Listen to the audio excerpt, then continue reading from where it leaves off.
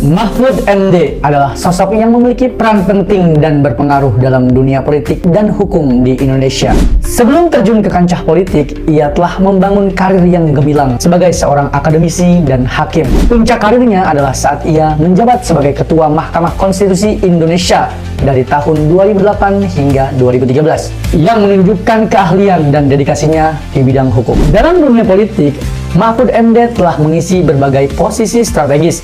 Ia pernah menjabat sebagai Menteri Hukum dan Hak Asasi Manusia pada masa kepresidenan Abdurrahman Wahid, serta menjabat sebagai Menteri Koordinator Politik Hukum dan Keamanan pada masa kepresidenan Joko Widodo.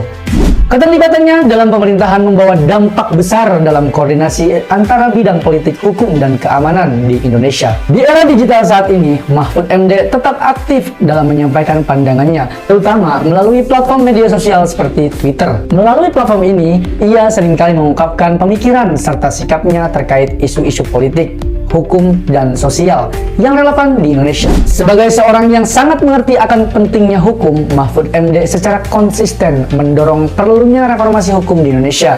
Ia memperjuangkan pentingnya peran hukum dalam membangun dan menguatkan fondasi negara. Keberadaannya sebagai publik figur sering menjadi pusat perhatian dan kontroversi di masyarakat. Pandangannya dalam politik dan hukum seringkali menjadi bahan perdebatan dan beragam pendapat dari berbagai kalangan.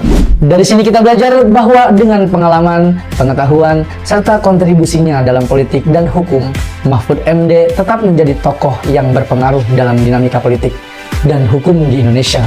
Komitmennya dalam mendorong reformasi dan pemahaman yang dalam akan hukum menjadi faktor penting dalam perkembangan Indonesia ke depan. Jadi, apa komentar kamu tentang Mahfud MD? Tulis di kolom komentar.